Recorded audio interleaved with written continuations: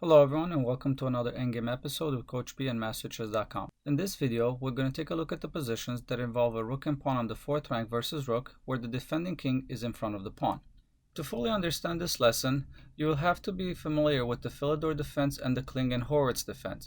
If you're not familiar with those positions, I encourage you to watch the videos on those lessons first and then watch the video of this lesson. With the pawn on the 4th rank and the defending king in front of the pawn, Black is always able to draw with correct play, due to the fact that he's always going to be able to reach the Philidor defense or the Klingon-Horowitz defense. So let's take a look at the correct play. In these type of positions, if Black is able to control the 5th or 6th rank with the rook, then he's simply reached the Philidor defense with an easy draw. So in this position, since White controls the 6th rank with his rook, Black has the 5th rank available. After rook to b5, there's nothing that White can do to make any progress. If White checks the king with rook to a7, Black will simply move the king to e6, rook to a6, king to e7. Black is simply going to move the king up and down if he's checked from the rook. Since the White king cannot move in front as Black controls that file, eventually he's going to have to push the pawn to e5, giving Black the tempo that he needs to move the rook to b1. And after king to f5, White cannot find any shelter, and Black is simply going to start a series of checks, and White will not be able to escape those checks, and Black reached an easy draw. Even in the most favorable position, where the White king is in front of the pawn, and he also controls the 6th rank with his rook, Black is still able to draw. After rook to e1, Black has reached the Klingon-Horowitz defense.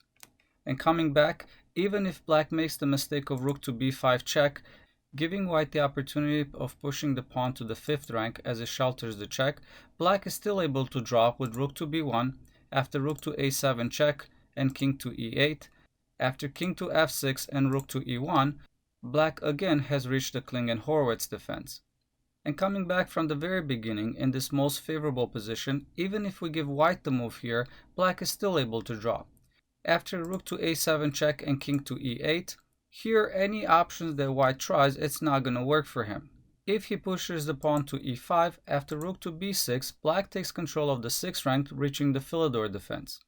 Coming back, if the White king moves to e6 or f6, after rook to b6 check, White king is forced to move back, and Black again has reached the Philidor defense with an easy draw.